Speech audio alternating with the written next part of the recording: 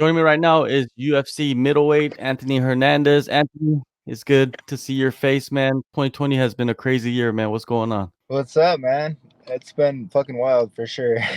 Now, last year is the year that nobody expected. How was it for you outside of training, fighting, and competing? Outside of it, it was honestly I'm kind of digging it because it's been like a lot smaller classes and shit, and I've been able to like touch up on things that I was just forgetting little small details, and like a lot of that shit has been like filled out. And then we've only been working out with like guys that really want it. So honestly, like just the competitive drive and everything has been fucking fantastic. So I've loved it honestly with the less people. A crowded room gets like it's hard to get attention in a crowded ass room unless you're like the biggest dog in the room. So sometimes I don't know. It just works out better in my opinion. So you're able to get back to basics and a lot, and it also filtered out the guys that maybe were not as serious about the fighting as fight. Exactly. And like it's I don't know. In practice, you need those guys that are hungry and want it. You know, if they keep giving up and giving you half-ass effort, then you don't really know how good you're gonna be or how good your technique is. You know, so it's filtered out a lot of the like fake guys basically. Yeah, I never looked at it like that, you know what I mean? That is that's an interesting view that you give because you think most guys, if they're there training, they're there for 100%, 110%. No, yeah, and like it's weird because a lot of people like the lifestyle, but they don't like I don't know competing and shit, and then they just act like little bitches sometimes. So it's filtered that out, and it's been great, you know. Sure, for sure. Now, we did see you in action once last year against Kevin Holland. After that fight, what was the mindset for you? Honestly, that fight, I probably shouldn't took because I was still injured, but I went in there like and I honestly I worked on a lot of things and I didn't get to show none of it off, so I was fucking pissed off, and I just got right back into the gym, hungry as fuck, and that's like it's a fight. Shit happens. You got to move on to the next one. You can't just sit and dwell on that. Obviously, I got square and I got caught with the body shot, and I wasn't prepared for it, and it showed in the fight. So, for like this fight camp, I've just been conditioning the fuck out of my body. I stayed lean the whole time, and I've just been like hungry, and it woke me up and gave me that fire again. And I'm just fucking I'm ready to go out there and show what I can do. And I was kind of pissed that I didn't get to go to Dubai because I got COVID, but at the same time, I believe everything happens for a reason. Now that I don't got to go over there and fight at like 3 a.m. or some crazy shit, I get to be back in Vegas, like pretty much my hometown, and just really show what I can do. So I'm excited as fuck. I've been grinding my ass off, and I've been focused, and I've put everything into just all my energy and my focus back into training, and I'm just gonna let the rest of the shit work itself out. Yeah, I noticed on your social media that you do seem much leaner and you've been focusing and much deeper into your training and your development, you know what I mean? Like, have you stayed busy the whole time? Literally, like I lost that fight, got home, started training again. I was fucking pissed. I was mad, and I was more mad at myself for like just there's some shit I should have taken care of before that fight, and it when I got back home, I was just like I sat down, I reevaluated everything, and I was like, you know what, dude, what do I want to do with my life? And I was like, this is my life. I've literally put everything into fighting since I was 15 years fucking old. I've got where I wanted to be.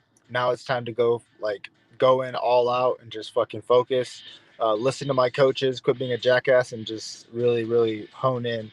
Um, so like it's just been a lot of growth for me. I had to man the fuck up and just handle my shit, basically.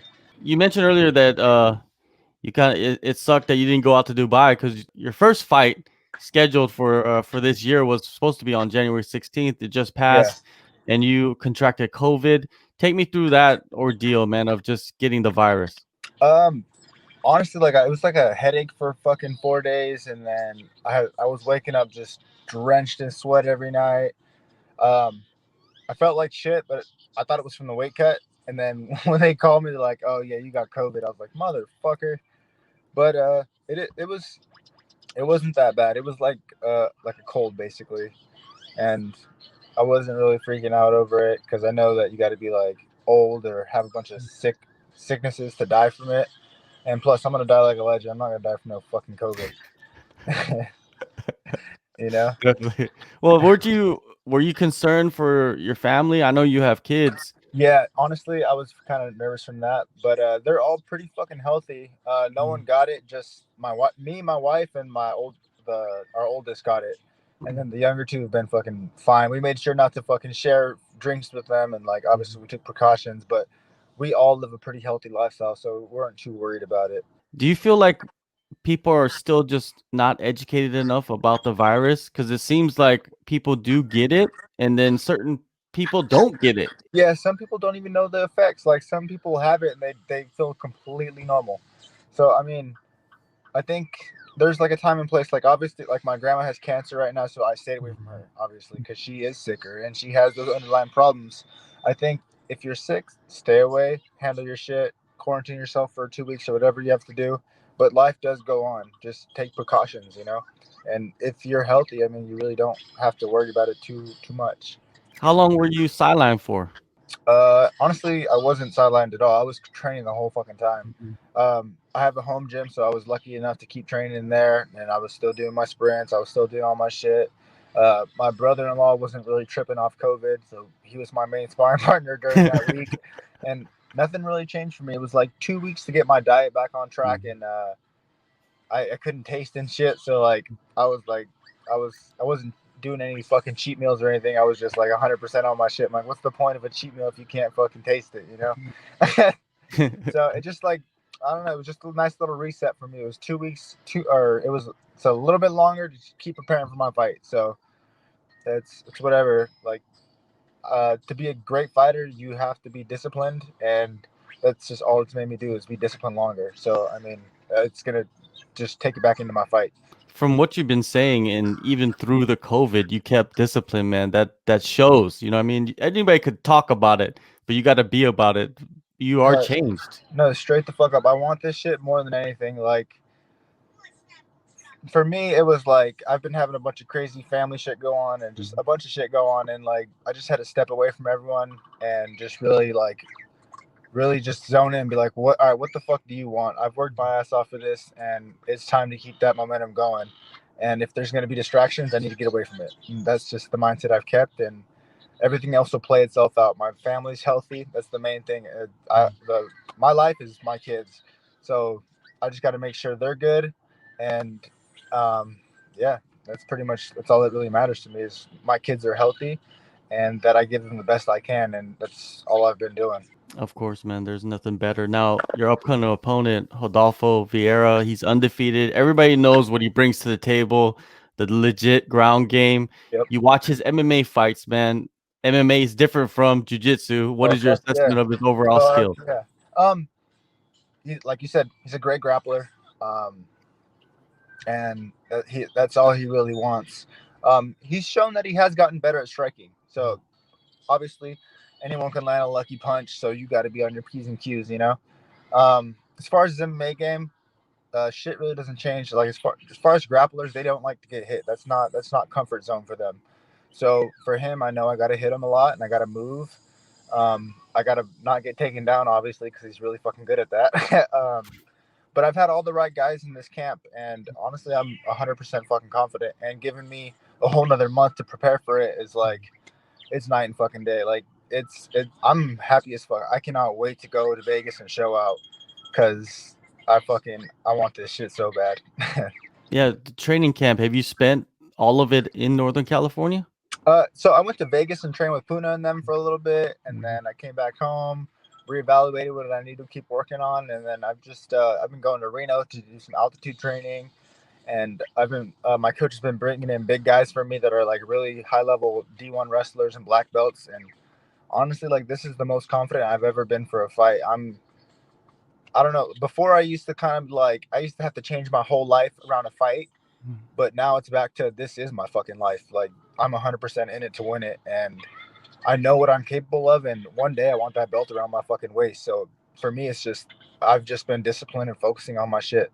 Puna, man, he just got a huge knockout win. Bro, That's nasty, yeah, right? he's And, doing and you so know what's good. crazy about that is that you were set to face him not I too long know. ago. I know that shit is.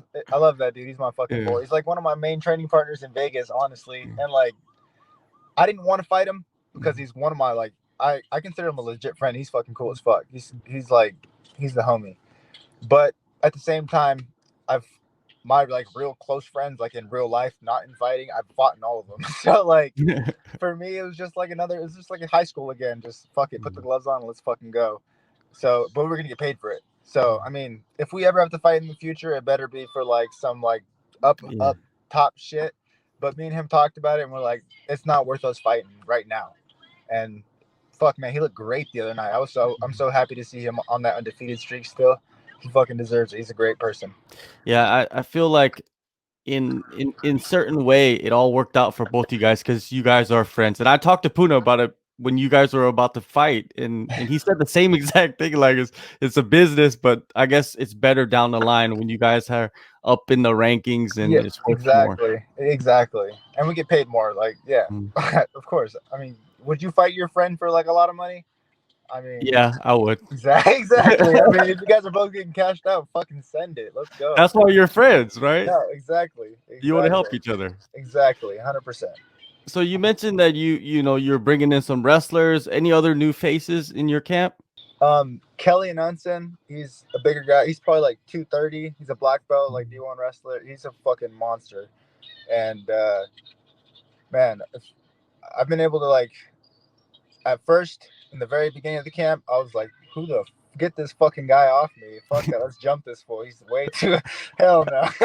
But now it's like I can get him off me, and like it's honestly, it got to the point where I'm like stuffing stuff, and you know I can take him down now, and like it's gone from night and day. And like I said, I just had to make those lifestyle changes and those mental notes and stuff, and like I've been fucking killing it, to be honest. And like he's been a fucking huge part of my game, so I thank him a lot. He's been helping me a lot with like coaching and training and a lot of stuff. And like honestly, I'm so fucking excited for this fight just to go show what I really can do, and I know I can do. You know. So how do you see yourself winning this fight against Vieira? Um, fuck, man. I don't know. You never know in a fight. You know. I hope to knock him out. That would be fucking fantastic because then I don't got to go to the ground and shit. But he's a tough guy. He's got a fucking chin. I'm not taking anything away from him. I think that I'm overall better at. I have a lot more MMA experience, and I do have a lot more striking. And like, there's a lot of stuff that I know that I've like seen. And I don't know. I think that he gasses out hard, and I know the first round's gonna be the hardest round with him. Second, third, he starts to fade. So I mean, I can see myself finishing him in the later rounds. But I mean, I'm coming to fucking fight. I'm in great shape, and I'm ready to fucking bang it out for 3 fucking rounds and sprawl it, or obviously sprawl it out for 3 fucking rounds if I have to. You know. Yeah. Sure. I don't know how I'm gonna win, but I know I'm gonna win. That it's simple as that. Like I'm 100%. I'm ready to fucking die in the cage.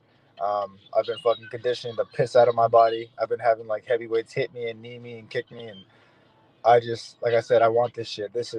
I really had to reflect on what I want in life, and this is it. This is what I want. I'm in the big show, and it's time to go fucking get what I want, you know? All right. Well, we're going to see you back in the cage, man. February 13th, UFC 258. Appreciate the time, Anthony. Good luck to you, man. All the best, man. Thank you, man. I appreciate it, and thank you for having me as always. Are you going to be in Vegas then? Or? Nah, man, I can't make it. There's quarantines, and I have to travel country to country. That's just too much, man. Too much. Yeah, I feel it. I feel it. Well, fucking stay safe, man, and hopefully you're healthy, and hopefully your family's all good. Take a move in the ring. You can hit me with a word you fling.